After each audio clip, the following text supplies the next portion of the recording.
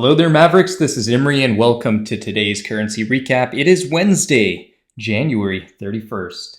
Also, Fed Day, so we've got lots to talk about as usual. So today we'll be conducting a full review of the trading day. We're going to be taking a look at any meaningful news, the broader equity markets, some commodity analysis as well. We're then going to do some technical analysis on the major indices, taking a look at our currency baskets, and seeing if there's any more news to close out the back half of the week.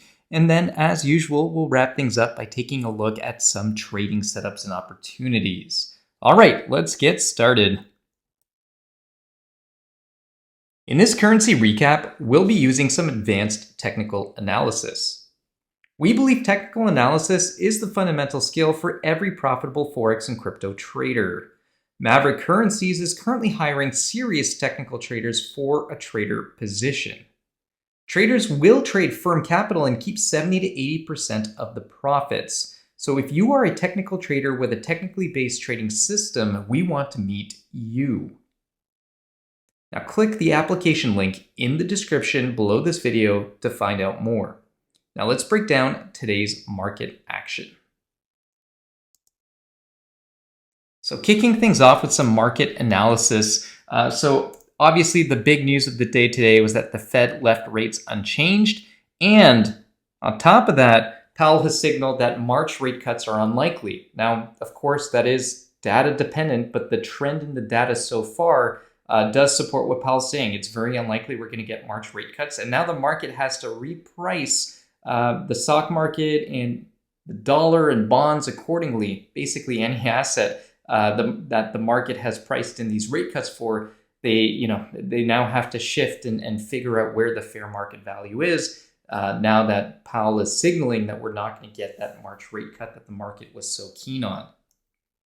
So as we take a look at what's been going on today, we can see that pretty much everything was down across the board. Oil took a big dump today. Gold more or less flat. Crypto down a little bit, and the S&P 500 down over 1.5%. Over in the currency side of things, the yen outperformed today with the dollar in second, and then the Swissy. The euro was down on the day, as were the commodity currencies. So that's the Canadian dollar, the Australian dollar, and the New Zealand dollar, and the pound more or less flat on the day so far. So as we take a look at cryptos, Ethereum was the biggest loser. Bitcoin Cash, and Litecoin, yes, they're down on the day, and it could get uglier. I think it will get a little bit uglier, but those aren't big percentage moves as of yet in any case.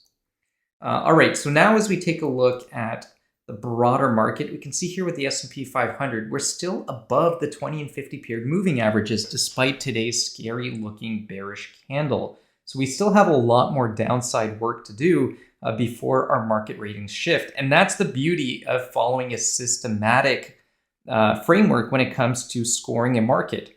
Yes, this candle looks scary, and it's very possible we'll sell off tomorrow again, but we have to stick to our guns here and score this market, a +3, as you'll see in just a moment. So as we look ahead, there is a fair bit of news to close out the week. We're going to get the Bank of England early tomorrow morning, Eastern time, 7 a.m., and then on Friday, we have non-farm payrolls. So there's going to be a lot of currency volatility to close out the week for sure. So if you enjoy higher volatility periods, then this is going to be a really good week for you in terms of finding trading opportunities. If you prefer lower volatility environments, it might make sense to not get involved with the market this week. Just take a step back and see where the dust settles as we close out Friday's trading session. So a little bit of something for everyone depending on what your trading style is. So now as we get into currency analysis, the velocity scores here are pretty interesting. We've got crypto pretty much all -3, Kiwi dollar and the Aussie dollar -3, euro at a -1, the loonie at a -1, dollar and the pound at a 0. In the dollar's case, the dollar has whipsawed back and forth quite a few times today. So although the dollar's been volatile, if you look at its net movement, it hasn't achieved too much in the grand scheme of things as far as velocity goes, and that's why the score is a 0, yen at a +1, and the Swissy at a +2. Now, as always, we're going to take a look at how these currency baskets are performing and seeing if we can pair up some stronger currencies versus some weak ones. So I've been talking about the yen for a while now and how from an Elliott wave perspective, the bullish thrust that I'm looking for, that scenario has not been validated yet. Today's price action is a very good start. That there might be some legs here underneath the yen for at least a little while longer. I'd expect the yen to pull back quite heavily now, probably pull back into yesterday's trading range, and there might be some good opportunities to buy the yen at that point. The dollar is very interesting. We broke out of this channel, fell directly into support here. So that's where we were trading December 7th and December 4th, the lows from those 2 days.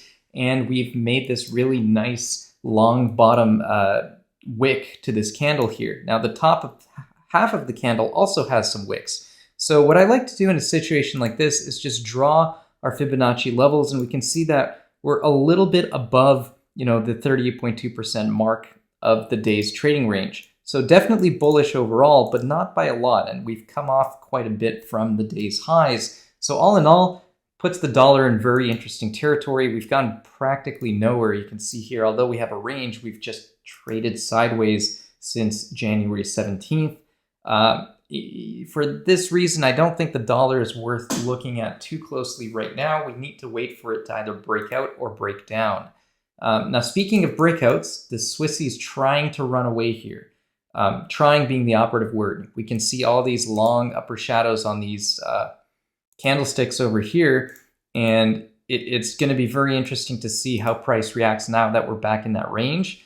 Swissy strong on the velocity score today, but this area has failed so many times, I can't help but wonder if it's going to fail one more time. We're going to take a run at those January 2022, 22nd and 23rd lows. All right, so I don't see any real good trading setups in the Swissy, to be honest. But if I was forced to pick a direction to trade, not necessarily based on what I think is going to happen, but where the better risk reward lies, I'd say the risk is skewed more to the downside. All right, so with the euro, also we've gone pretty much nowhere. We've ranged, we've initiated, and now we're back where there's previously been demand for the euro. So based on those factors, if you're very short term, you could argue that looking for a long position in the euro might make sense, but you can't ignore this big sell-off that we had to the left here. So all that being said, I'm in the same boat with the Swissy as I am with the euro, in the sense that I don't really see any good setups here. I think it's best left alone, and it would be ideal if we broke lower, because that's where the risk is clearly defined. Okay, next up is the pound. So the pound I like a little bit better because we took out this pivotal swing high. Makes sense that we would then pull back, maybe a bit more of a pullback. But what I like about the pound is that we've got that big news event coming up at 7 a.m. Eastern tomorrow morning. So we can expect some volatility in the pound. So that's something worth looking at if you're going to be up early Eastern time. Look to trade the pound. Is there a direction that I can call here? Unfortunately not. There isn't really a strong direction here that I'd feel comfortable with.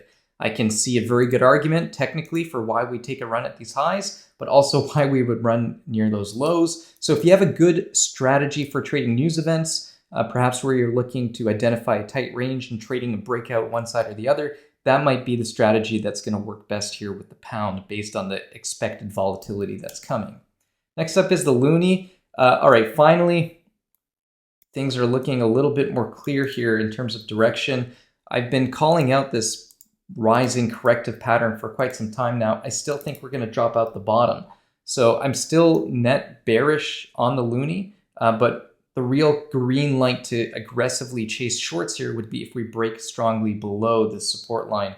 So since we're at the top part of the pattern now, I think it's a little bit more risky to be looking for those short positions. All right, so I personally will not be looking to trade the loonie until we dip closer to that support line. And then if it looks like we're going to bounce this off the support line, there could be a short-term play to go long. And if we're going to, if we're going to come crashing down, then we should break cleanly below the support line.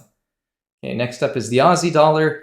And, I don't really like the Aussie dollar either, because we have this very clear region of support here. And we're just not doing too much. We bounced off of it strongly here, but now we're right back down.